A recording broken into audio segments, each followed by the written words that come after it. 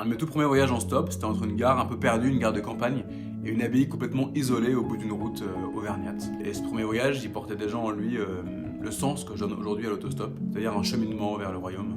Un cheminement où Dieu lui-même, par le Christ, surtout a une place assez importante, puisqu'il est le premier compagnon de route, celui avec qui attendre, celui avec qui s'ennuyer, celui avec qui avoir froid, et puis évidemment quand même celui avec qui rencontrer les autres lorsqu'une voiture s'arrête. Et après ce premier voyage, j'en ai fait plusieurs autres, notamment en Europe du Nord, où j'ai voyagé en stop. Et sans cesse, le stop m'a rendu heureux, et surtout le stop a fait grandir ma foi en fait. Je dis souvent que ma foi a grandi sur le bord des routes, près du macadam et dans les voitures d'inconnus. C'est parfaitement vrai. Et donc cette découverte-là, cette grande découverte-là, j'ai voulu la raconter. D'abord à mes amis, évidemment, ensuite à ceux que j'ai croisés en voiture, ensuite j'ai raconté ça à des congrès missions. Et puis j'ai eu la chance assez récemment de pouvoir raconter ça dans un livre, Mystique de l'autostop, qui est sorti aux éditions Première Partie, un petit livre dont je fais la pub un peu, qui raconte ça plus en détail, comment le stop, dans l'ennui, dans la rencontre, permet de se rapprocher de Dieu et de se laisser trouver par Dieu.